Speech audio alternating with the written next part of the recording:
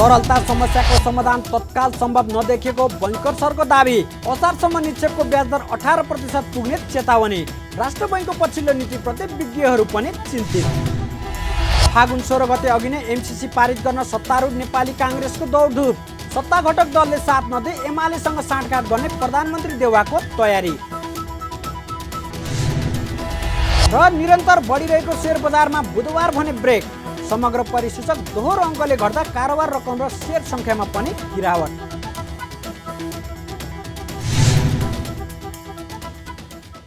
हामी छौं पल पल तपाईसँग, हिमाल पहाड तराईसँग, साथ छ हाम्रो बढ्ने कदमलाई। सलाम छ ती पोरखी हातहरूलाई, जिन्दगी सजाइदिन्छौँ हामी, हर सासको साथी बन्छौँ हामी। सुरक्षा अनि समृद्धि प्राण छ हाम्रो, हर आफू पनि बचौँ अरूलाई पनि बचाऊ। आजै नेपाल लाइफमा जीवन बिमा गरौँ। हामी हौं नेपाल लाइफ। नेपाल लाइफ, किनकि जीवन अमूल्य छ।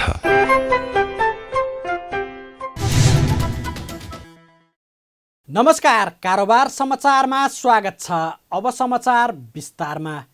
बैंकर्सहरूले तरलता समस्याको समाधान तत्काल सम्भव नदेखेको भन्दै चालु आर्थिक वर्षको अन्त्यसम्ममा निक्षेपको ब्याज दर 18% पुग्न सक्ने चेतावनी दिएका छन्। बुधबार नेपाल उद्योग वाणिज्य महासङ्घ एफएनसिसिआईले काठमाडौँमा आयोजना गरेको छलफल कार्यक्रममा बोल्दै ग्लोबल आइएमई बैंकका प्रमुख कार्यकारी अधिकृत रत्नराज बज्राचार्यले तरलता समस्याको समाधान तत्काल सम्भव नदेखेको भन्दै असारसम्म निक्षेपको ब्याज दर 18% पुग्न सक्ने चेतावनी दिनुभएको हो। उहाँले निक्षेपको ब्याज दर हाल नै 11% रहेको बताउँदै चैतमा 12% र आगामी असारसम्म ब्याज दर बढेर 18% पुग्ने अवस्था आउने बताउनुभयो। उहाँले नेपाल राष्ट्र बैंकको मौद्रिक अर्धवार्षिक समीक्षा मार्फत पुनर्कर्जा ब्याज दर 7% पुर्याएको उल्लेख गर्दै अब संस्थागत निक्षेप जोगाउन पनि ब्याज दर बढाउनु पर्ने अवस्था आएको बताउनुभयो। यस्तै उहाँले ब्याज दर एकल अङ्कमा ल्याउन निक्षेप 5%मा आउनुपर्ने भन्दै राष्ट्र बैंकले नीतिगत ब्याज बढाएको अवस्थामा ब्याज दर एकल अङ्कमा आउन नसक्ने स्पष्ट पार्नुभयो। बज्राचार्यले ब्याज दर बढ्न नदिन तत्काल राष्ट्र बैंकसँग छलफल गर्न आवश्यक रहेको समेत औल्याउनु भयो। प्र्याक्टिकली हामी धेरै कुराको चाहिँ यहाँ समस्याहरू आइरहेछन्। यो समस्याहरू बुझेर अगाडि कसरी बढ्ने भन्ने कुरामा राष्ट्र बैंकसँग 1 to 1 यो लिक्विडिटी क्राइसिसलाई कसरी हामी ह्यान्डल गर्न सक्छौँ बसौँ। अगाडिको समस्या म तपाईँलाई भन्छु, अब यसपालि 11% को फिक्स्ड डिपोजिट भयो। अब चैत्र 1 गते 12% पुग्छ। किन भन्दाखेरि यसमा हामी करेक्सन गर्न सकिरहेको छैनौँ। पैसा बढेको पनि छैन, लिक्विडिटी हाई भए पनि रेट घट्ने हो। अब त्यो तुरन्त नभएपछि अब चैत्र 1 गते 12 पुग्छ, वैशाखमा 13, जेठमा 14 र असारमा 15% फिक्स्ड डिपोजिट रेट। अब लेन्डिङ रेट कति हुन्छ तपाईँले विचार गरौँ हैन। त्यहाँ यो कुराको लागि आजै हामी राष्ट्र बैंकमा जाउँ भनौँ, यो किसिमको चाहिँ भयावह सिचुएसनमा त भोलि लेन्डिङ रेट 18% पुग्छ नि त। Can be survive with that one. म लिक्विडिटी मात्र कुरा गरेको छु अहिले। लिक्विडिटी तत्काल बढ्नेवाला छैन। बढिहाल्यो भने पनि जुन किसिमको अहिले ब्याङ्किङ सेक्टरको एउटा सिचुएसन छ, अब किन चाहिँ ब्याङ्कलाई अनप्रोडक्टिभ सेक्टरमा लगानी गर्यो, किन दौड्यो भन्ने कुरा त आक्षेप लगाउन सजिलो छ नि त हैन। कस्तोलाई प्रोडक्टिभ भन्ने, कसैलाई अनप्रोडक्टिभ भन्ने। पर्सनल लोनले घर कर्जा दिएको अनप्रोडक्टिभ हो। हामीले यहाँ भनिरहेको छौँ 50-50 लाख थियो अनप्रोडक्टिभमा भनेको कस्तो चिजमा गयो, कन्जम्सन लोनमा गएका छौँ भनेका छौँ। यो कसैले एनालिसिस गरिरहेको छैन क्या। यता छलफल कार्यक्रममा बोल्दै राष्ट्र बैंकका पूर्व गभर्नर दिपेन्द्र बहादुर छेत्रीले उपभोगमा बैंकको कर्जा बढ्दा तरलतामा देखिएको समस्या जटिल बनेको बताउनु भएको छ। उहाँले 1 खर्ब उपभोगमा गएको कर्जा बढेर अहिले 7 खर्ब पुगिसकेको भन्दै बैंकहरू नाफा कमाउने ध्यानमा केन्द्रित हुँदा बैंकहरूले उपभोगमा कर्जा बढेको आरोप लगाउनुभयो। पूर्व गभर्नर छेत्रीले तरलता अभाव हटाउन पुँजीगत खर्च बढाउनु पनि सुझाव दिनुभयो। यस्तै उहाँले नगद मार्जिनको नयाँ व्यवस्थाले ठुलो मात्रामा आयात नघट्ने दाबी पनि गर्नुभयो। उहाँले सुन जस्ता वस्तुको आयात घटाउनु पर्नेमा जोड दिँदै गलत ढङ्गबाट हुने आयात नियन्त्रण गर्न नसके समस्या अझ चर्केर जाने विश्लेषण समेत गर्नुभयो। अब यो व्यापार घाटालाई कम गर्नको निमित्त भनेर सरकारले केही इम्पोर्टमा चाहिँ प्रतिबन्ध लगाउने अथवा मार्जिन उसको चाहिँ 100% राख्नुपर्ने बनाइसिदिएपछि घट्यो भनेर त भनेको छ सरकारको पक्षबाट, त्यो त ठिक होला। तर त्यसले चाहिँ बजारमा के प्रभाव पार्छ भनेर हेर्ने हो भनेदेखि मिक्स किसिमको रिजल्टहरू आउन सक्ने हुन्छ। त्यसो भएको हुनाले अब चाहिँ गर्नुपर्ने यही व्यापारको उसमा के भने तत्कालको लागि त ठिकै छ, सरकारले लिएका नीतिहरूले चाहिँ रिजल्ट ल्याला ठिकै भयो। मिडियम टर्ममा लङ टर्ममा जाने हो भनेदेखि उत्पादन वृद्धि नगरिकन हाम्रो सुखै छैन र हाम्रो अर्थतन्त्रभित्रै काम हुन नसक्ने किसिमका आइटमहरू छन् भने तिनलाई डिस्करेज पनि गर्नुपर्ने हुन्छ। उदाहरणको रूपमा म सुनको उदाहरण दिने गरेका छु। झन्डै 31-32 अर्ब बराबरको आयात गरेका छौँ हामीले। त्यो सुन नेपालकै अर्थतन्त्रभित्र प्रयोग हुन्छ भनेर हेर्ने हो भनेदेखि अब व्यवसायीहरू सानातिना व्यवसायीसँग सोध्यो भने होइन हामीले त माग्न गयो भनेदेखि एकदमै थोरै मात्रै पाउँछौँ, त्यो पनि टुक्र्याउन मिल्दैन भन्ने भएको हुनाले गाह्रो छ भन्ने भएको हुनाले उहाँहरू उसमा चाहिँ आउने अवस्था छैन। अब यसलाई पनि हेर्ने हो भनेदेखि डिस्करेज गर्नुपर्ने क्षेत्र कुन हो त्यसलाई पत्ता लगाएर जाने र उत्पादनलाई वृद्धि गरेर अगाडि जान सकियो भने हुनसक्छ भन्ने हो। कार्यक्रममा अर्थविद पोषराज पाण्डेले बैंकिङ प्रणालीमा तरलता अभाव हुनका पछाडि राष्ट्र बैंक जिम्मेवार रहेको आरोप लगाउनु भएको छ।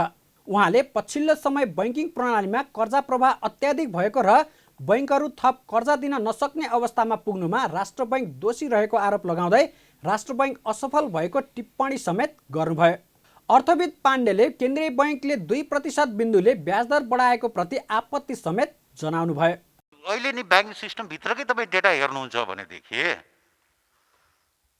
लगभग 650 अरबभन्दा बढ्दा पर्सनल लोन चाहिँ छ, पर्सनल कन्जम्सनको लोन चाहिँ छ। यो 1 महिना पुष महिनाको मात्रै तपाईँ हेर्नुहुन्छ भने पनि नि 40 अरबको हाराहारी चाहिँ हामीहरूको पर्सनल लोन चाहिँ गएको चाहिँ छ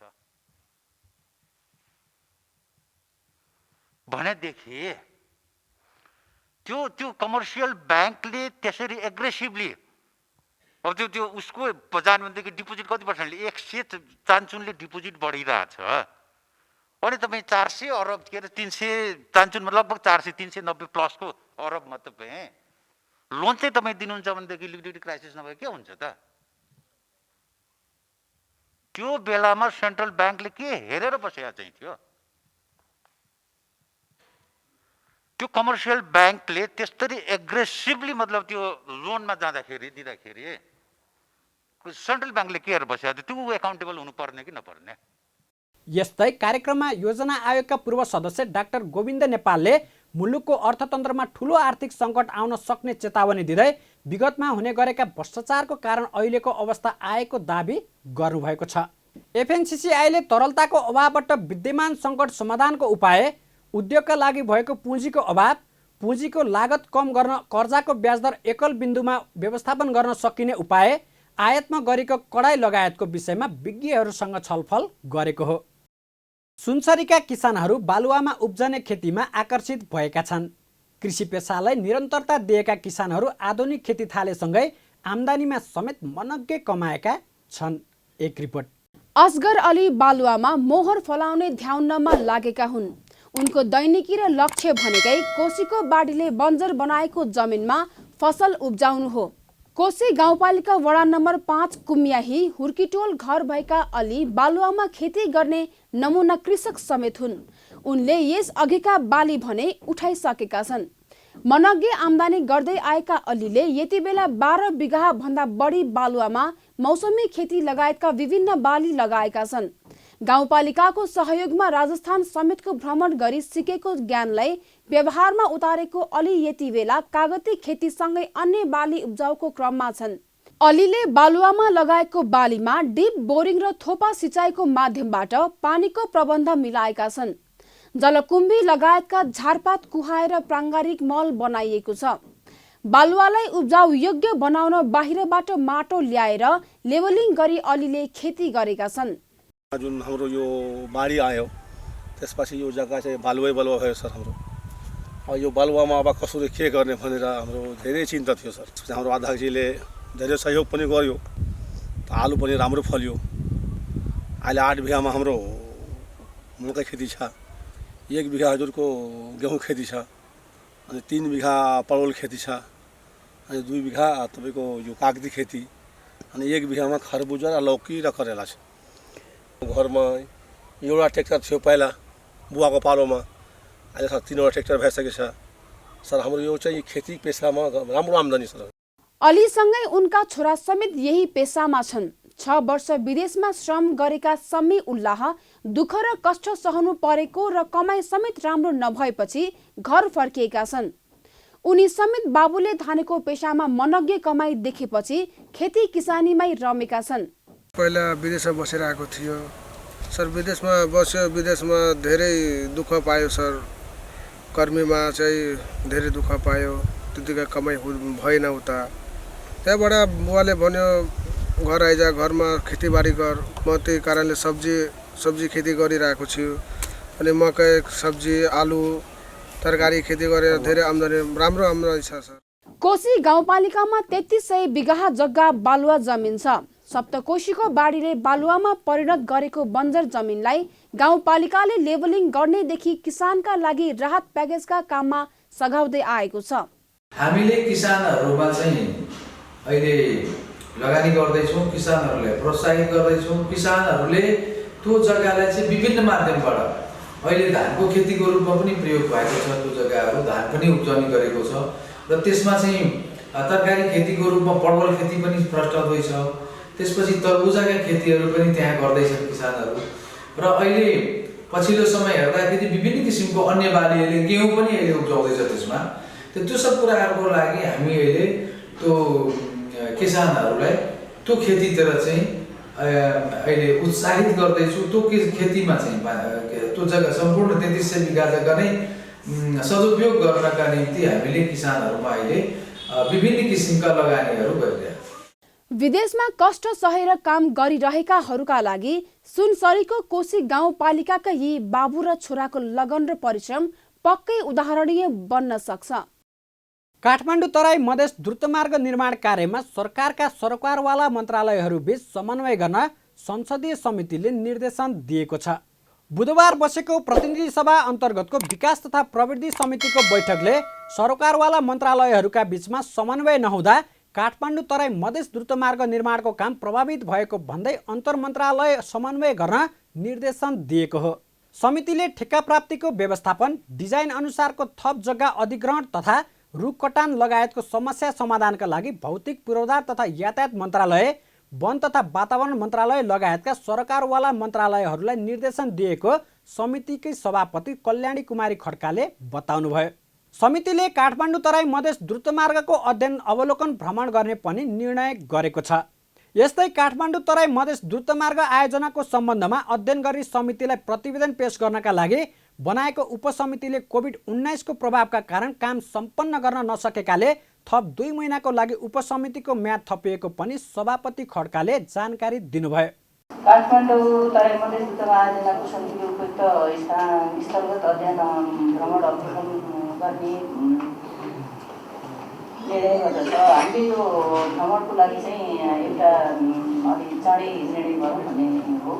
त्यसपछि समितिबाट गठित काठमाडौँ तराई मधेस द्रुतमार्ग आयोजना अध्ययन उपसमितिलाई दिएको कार्यक्षेत्रसँग सम्बद्ध विषयहरूलाई अध्ययन गरी समितिमा प्रतिवेदन पेश गर्न 2078 असोज 13 गते म्याद थप भएकोमा कोभिड-19 को संक्रमण दर उच्च भई समितिले कानुनी बाधा पुरा गर्नुले आर्थिक नीतिबाट 2 महिनाको लागि समिति उपसमितिको म्याद थप गर्ने निर्णय गरेको भने यहाँ अहिले धेरै प्रश्नहरू उठेका छन्, कमजोरीहरू उठेका छन्। उपसमितिले यसलाई पनि ध्यान दिइकन प्रतिवेदन निकाल्ने हुनाले मैले अरू धेरै कुराहरू चाहिँ गरिन।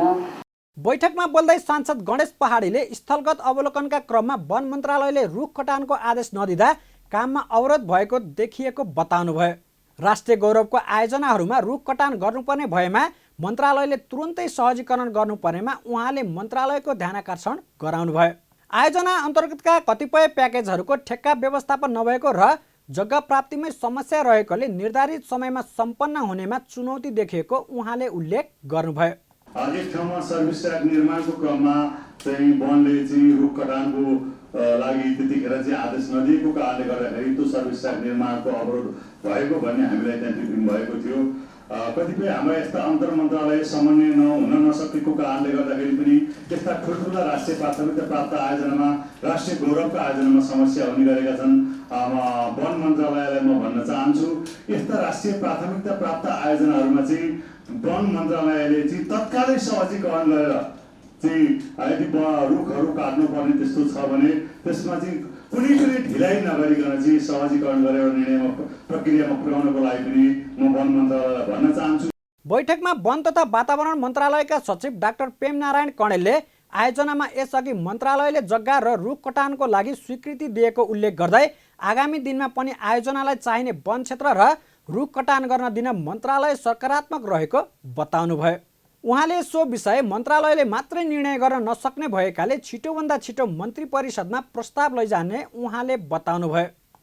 र हामीले चाहिँ नि अहिलेसम्म नेपाल सरकारको निर्णयले 2074-121को निर्णयले 280 हेक्टर वन क्षेत्र र 1,51,785 रुख काट्ने पहिलो अनुमति दियौँ र पछि म मन्त्रालयमा आइसकेपछि 2077-53मा फेरि थप जग्गा चाहियो भन्ने सन्दर्भमा 5.22 हेक्टर र 384वटा रुख काट्ने स्वीकृति दिइसकेका छौँ र अब चाहिँ नि यो नेपालको सबैभन्दा बढी गेम चेन्जर प्रोजेक्ट र गौरवको राष्ट्रिय गौरवको चाहिँ आयोजना भएको हुनाले यसलाई चाहिने वन क्षेत्र र रुख चाहिने दिनमा वन तथा वातावरण मन्त्रालय रुख काट्न दिनमा धेरै सकारात्मक छ। दिनेतर्फ प्रोसेस चालु भयो किनभने वन तथा वातावरण मन्त्रालय आफैले सबै निर्णय गर्न सक्दैन, क्याबिनेटमा जानुपर्ने हुन्छ। त्यो गर्नलाई हामी धेरै सकारात्मक छौँ र चाँडोभन्दा चाँडो लादी गरी हामी चाहिँ अगाडि बढ्नलाई मैले चाहिँ एकदम सकारात्मक कुरा गर्न चाहन्छु।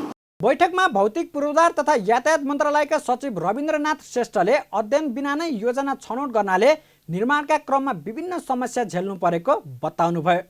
उहाँले सरकारी परियोजनाहरूका निम्ति छुट्टै ऐन बनाउनु पर्ने उहाँले बताउनुभयो।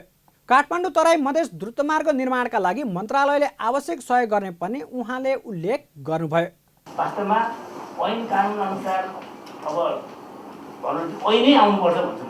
यो अब अरूबाट चाहिँ यो ठ्याक्कै टिपाउनु त्यसपछि आयोजनाहरूमा जाने गयो भने त्यसलाई चाहिँ रोक्नुपर्छ। 2 वर्षको म्याच्युरिटी पिरियड चाहिँ हामीले दिनैपर्छ कम्तीमा। जस्तै जापानिजहरूको अहिले कस्तो देखिन्छ भने उहाँहरू असाध्य अध्ययन गर्नुहुन्छ कि हाम्रो यो सूर्यकन्या धुलीखेलको 5 वर्ष अध्ययन गर्नु सबै हिसाबमा अध्ययन हुन्छ। अनि हामीले चाहिँ कस्तो भने अध्ययन गर्ने हामीलाई समय नै हुन्छ। डिपिआर तयार गर्न त लाग्नु 1 वर्ष त चाहियो नि त। अनि पनि धेरै छैन अब 2 महिनामा डिपिआर तयार गरिसकेपछि त्यसपछि यता मिल्दैन उता अनि त्यो जब निर्माणको क्रम सुरु हुन्छ अनि भेरिएसनदेखि लिएर केही पनि मिल्दैन। यो भएको कुरा हो। त्यसलाई चाहिँ अब ऐनबाट पनि हामीले गर्नुपर्ला। अब हामी पनि अब यसमा अलिकति तनाखो भएर कसरी यो ऐनै ड्राफ्ट गर्नुपर्छ। सरले भन्नुभयो यो सरकारी परियोजनाको चाहिँ अब छुट्टै एउटा त्यो ऐन भयो भने सबैले सहज हुन्छ। फेरि पनि मैले नेपाली सेनालाई चाहिँ भौतिक पूर्वाधार तथा यातायात मन्त्रालयको तर्फबाट सबै सहयोग हुन्छ भन्ने मैले जानकारी गराउनु। राष्ट्रिय गौरवको आयोजनाको रूपमा रहेको काठमाडौँ तराई मधेस द्रुतमार्ग विक्रमसम्म 2081 साल पुस मसान्तसम्म निर्माण सम्पन्न गर्ने लक्ष्य राखिएको छ। सत्तारूढ दल नेपाली काङ्ग्रेसले भोलि बिहिबार बस्ने संसद बैठकमा अनिवार्य उपस्थित हुन आफ्ना सांसदहरूलाई निर्देशन दिएको छ। एमसिसीबारे छलफल सुरु हुने भएकाले सबैलाई अनिवार्य उपस्थित हुन व्हिप जारी गरिएको काङ्ग्रेस संसदीय दलकी प्रमुख सचेतक पुष्पा भुसालले जानकारी दिनुभयो। फागुन 8 गते संसदमा दर्ता भएको एमसिसी सम्झौता भोलिदेखि संसदमा छलफल सुरु हुँदैछ। प्रधानमन्त्री शेरबहादुर देउवाले फागुन 16 गते भित्रै एमसिसी पारित गर्ने यसअघि नै बताउनु भएको छ। काङ्ग्रेस एमसिसी पारित गर्न एकमत छ। यसअघि प्रधानमन्त्रीको सन्देश लिएर गृहमन्त्री बालकृष्ण खाँडले बुधबार बिहानै सत्ता घटक नेकपा माओवादी केन्द्रका अध्यक्ष पुष्पकमल दाहाल र त्यसपछि नेकपा एमालेका अध्यक्ष ओलीलाई निवासमै पुगेर भेट गर्नुभएको थियो। एमसिसीसँगको सम्झौता सत्ता साझेदार दलकै अवरोधका बीच सरकारले संसदमा टेबल गरिसकेको छ। संसद बैठक भोलि दिउँसो 1 बजेका लागि बोलाइएको छ। प्रतिनिधि सभामा पेश भएका एमसिसी सम्झौता भोलिबाट छलफल हुँदैछ। अमेरिकाले यही फागुन 16 गतेभित्र सम्झौता संसदबाट टुङ्गो लगाउन यसअघि नै नेपाल सरकारको ध्यानाकर्षण गराइसकेको छ। सत्ताको नेतृत्वकर्ता दल नेपाली काङ्ग्रेस बाहेक जनता समाजवादी पार्टी जसपाभित्र डाक्टर बाबुराम भट्टराई समूह मात्र एमसिसी अनुमोदन गराउनु पर्ने पक्षमा छ। प्रधानमन्त्री शेरबहादुर देउवा बढीमा अबको 2 दिनभित्र एमसिसी अनुमोदन गराउने तयारीमा जुटेको उहाँका निकट नेताहरूले बताएका छन्। प्रधानमन्त्री देउवालाई 13 सांसद भएको लोकतान्त्रिक समाजवादी पार्टी लोसपाले 7 दिने वचन दिइसकेको छ। काङ्ग्रेसका एक सांसद सम्भव भए फागुन 12 गते नै र नभए 13 गते छलफल पश्चात सम्झौता संसदमा निर्णयार्थ पेश गर्ने सरकारको तयारी भइसकेको बताइएको छ। यता महन्त ठाकुर नेतृत्वको लोकतान्त्रिक समाजवादी पार्टी लोसपाले एमसिसीका पक्षमा मतदान गर्ने भएको छ। आज बसेको लोसपा संसदीय दलको बैठकले एमसिसीका पक्षमा मतदान गर्ने निर्णय गरेको हो। लोसपाले एमसिसीको पक्षमा बहस गर्ने र त्यसलाई पारित गर्न सघाउने नेताहरूले बताएका छन्। भोलिको बैठकमा सबै सांसदहरूलाई उपस्थित हुन लोसपाले निर्देशन समेत दिएको छ। पूर्व प्रधानमन्त्री तथा नेकपा एकीकृत समाजवादीका नेता झलनाथ खनालले प्रधानमन्त्री शेरबहादुर देउवाले अमेरिकाको दबावलाई झेल्न नसकेर एमसिसी संसदमा पेश गरेको दाबी गर्नुभएको छ। पूर्व प्रधानमन्त्री खनालले प्रधानमन्त्री देउवाले 5 दलीय गठबन्धनको बैठकमा एमसिसीको कुरा बारम्बार गरिरहेको र दबावका कारण चाँडोभन्दा चाँडो टुङ्ग्याउने र एमसिसी नेपालको हितमा रहेको कुरा बताएको पनि उल्लेख गर्नुभयो। पूर्व प्रधानमन्त्री खनालले एमसिसी बारे अध्ययनका लागि सरकारले गठन गरेको 3 सदस्यीय कार्यदलमा पनि हरेक पार्टीका नेताहरूको आफ्नै धारणा आएकाले एमसिसीको बारेमा स्पष्ट लिखित धारणा नबनाएको बताउनुभयो। उहाँले एमसिसीमा रहेका केही शर्तहरू अनावश्यक र आपत्तिजनक रहेको र कार्यदलले अध्ययनको क्रममा एमसिसीका 2017 को दस्तावेज र 2019 को कार्यान्वयन सम्झौता भन्दा अन्य नयाँ 9 वटा सम्झौता फेला परेको पनि दाबी गर्नुभयो। पूर्व प्रधानमन्त्री खनालले एमसिसी दस्तावेजको अध्ययन गर्दा एमसिसी पास गरेपछि नेपालले अमेरिकी राष्ट्रिय सुरक्षा अवधारणालाई पालन गर्नुपर्ने शर्त रहेको र यो नेपालका लागि स्वीकार्य नहुने बताउनुभयो। सरकार बनिसकेपछि अलिक बढी बाहिरबाट पनि अलिक बढी दबाब आयो। त्यो दबाबलाई सम्भवतः हाम्रो प्रधानमन्त्रीले खेप्न सकेनन्।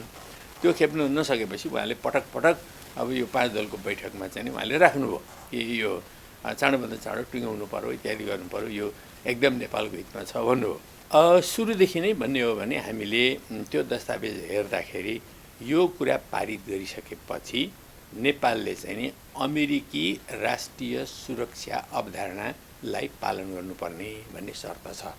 त्यो शर्त हामीले मान्ने भएन। अमेरिकी राष्ट्रिय सुरक्षा अवधारणा मानिसकेपछि त हामी त असंलग्नतालाई हामी तोड्छौँ। हामीले हाम्रो संविधानको खिलाफ हुन्छ, हाम्रो संविधानका निर्देशक सिद्धान्तका खिलाफ हुन्छ। पहिलो कुरा यो हामीले मान्न सकेनौँ।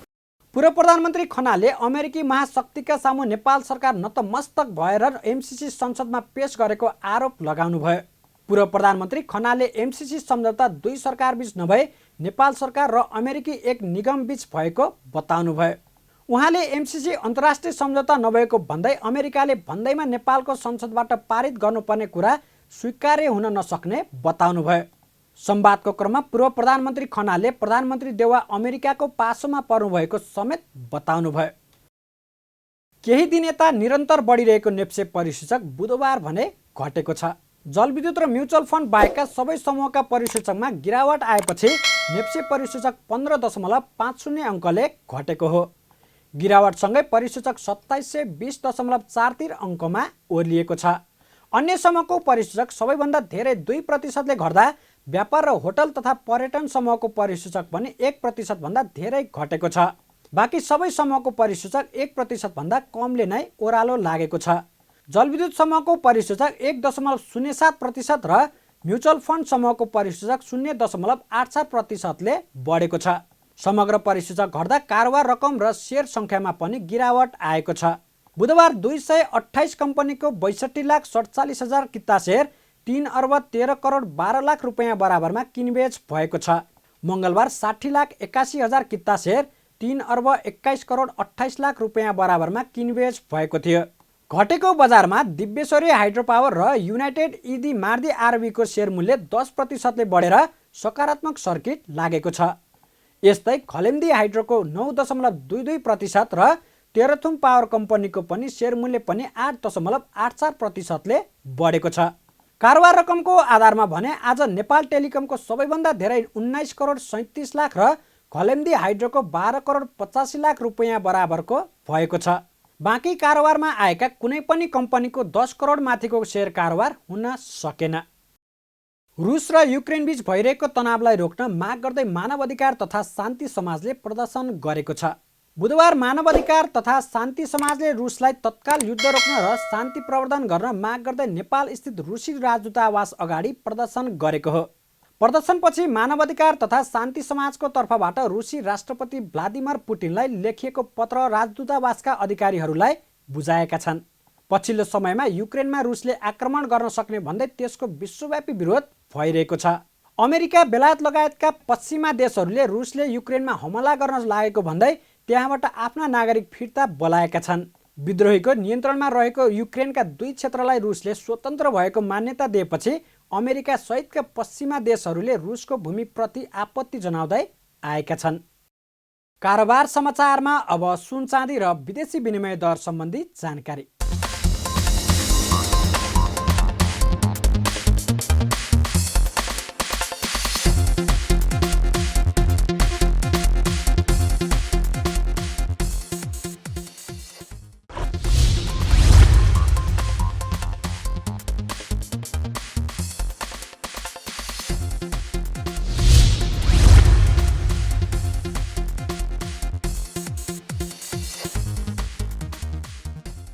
बिदा हुनुअघि अहिलेसम्मका प्रमुख समाचार फेरि एकपटक। तरलता समस्याको समाधान तत्काल सम्भव नदेखिएको बैंकर सरको दाबी। असारसम्म निक्षेपको ब्याजदर 18% पुग्ने चेतावनी। राष्ट्र बैंकको पछिल्लो नीतिप्रति विज्ञहरू पनि चिन्तित। फागुन 16 गते अघि नै एमसीसी पारित गर्न सत्तारूढ नेपाली काङ्ग्रेसको दौडधुप। सत्ता घटक दलले साथ नदिए एमालेसँग साँठगाँठ गर्ने प्रधानमन्त्री देउवाको तयारी। र निरन्तर बढिरहेको शेयर बजारमा बुधबार भने ब्रेक। समग्र परिसूचक दोहोरो अङ्कले घट्दा कारोबार रकम र शेयर सङ्ख्यामा पनि गिरावट।